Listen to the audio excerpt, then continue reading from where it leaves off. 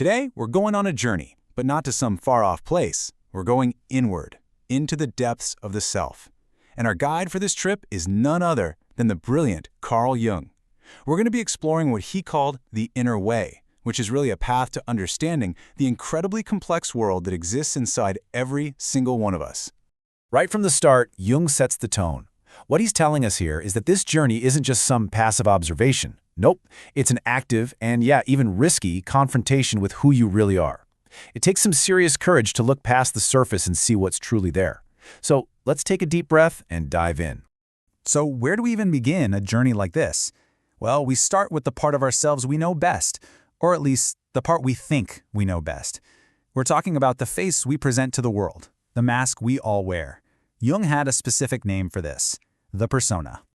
So what exactly is the persona? Well, the word itself comes from the masks that actors in ancient theater used to wear to show what role they were playing.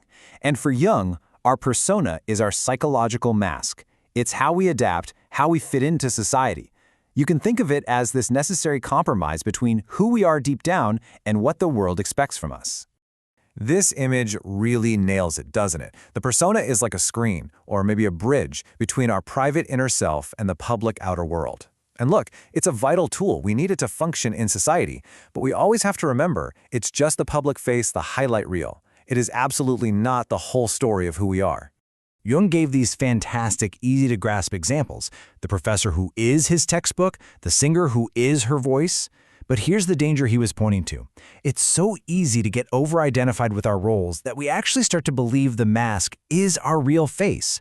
And when that happens, we lose touch with who we really are underneath it all. And this brings us to the crucial question, doesn't it? If the persona is just a role we're playing, what happens when we dare to look behind it? When we finally turn to that inner mirror, what does it reveal about the parts of ourselves we don't show to the world? All right, Section 2, the face in the mirror. This is where our journey inward starts to get a lot deeper and, frankly, a lot more challenging. We're no longer looking at the mask. We're now trying to locate one of the most important figures in our unconscious, the shadow. Think of this diagram as our map. You see here, the persona is facing outward, dealing with the external world. But look deeper. Down here in the personal unconscious, that's where the shadow lives. It's the hidden counterpart, the dark twin to that polished mask we show everyone else. To put it as simply as possible, the shadow is all the stuff we deny about ourselves. It's a collection of all the parts we've decided are unacceptable, inconvenient, or embarrassing. And so we push them down, way down, into the unconscious, hoping to never see them again. Okay, Section 3, meeting your shadow. Now, Jung is crystal clear that this is no walk in the park. In fact, he calls it the first test of courage on the inner way. It's a confrontation that honestly frightens most people away before they even get started. This slide just lays out the contrast perfectly. The persona is our public face, our deal with society. The shadow, on the other hand, is the face we hide, often even from ourselves. And here's the real mindbender. The shadow is made up of everything we claim not to be, yet it holds a huge, vital piece of who we actually are. And this quote gets to the heart of why this is so difficult.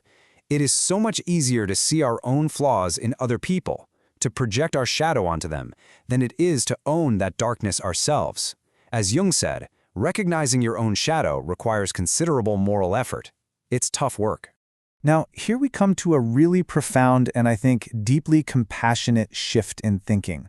Our first instinct when we see this darkness in ourselves is to fight it, to crush it, to get rid of it. But Jung warns us that this is a huge mistake.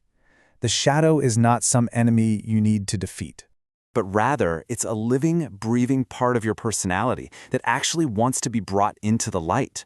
The goal isn't to get rid of the shadow. You can't. It's part of you. The goal is to become conscious of it, to understand it, and to integrate it into your whole personality. This is what gives a person real substance, what makes you feel grounded and authentic. And here's a fascinating twist that most people don't see coming. The shadow isn't all bad. Not even close. Because we repress things for all sorts of reasons, the shadow can also contain some of our greatest hidden treasures.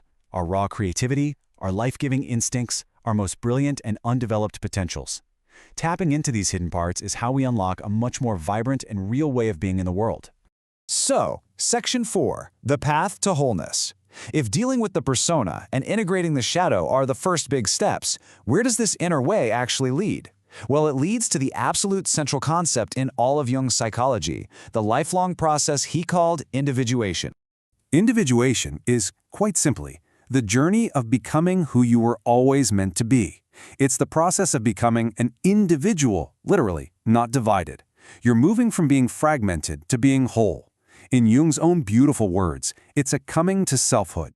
We can kind of map out this journey. First, you have to realize you're wearing a mask. Next, you have to do that courageous work of confronting your shadow. But the really deep, transformative work happens in step 3, reconciling the opposites. This means learning to hold the tension between your light and your darkness without falling apart. And it's through this difficult, ongoing process that we can finally begin to realize the self.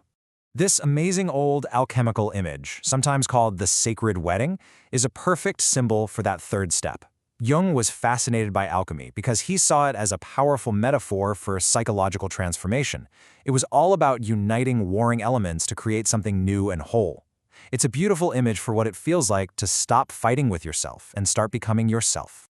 And this union, this reconciliation, gives birth to what Jung called the self. Now, it's really important to get this. The self is not your ego. Your ego is just the center of your conscious mind.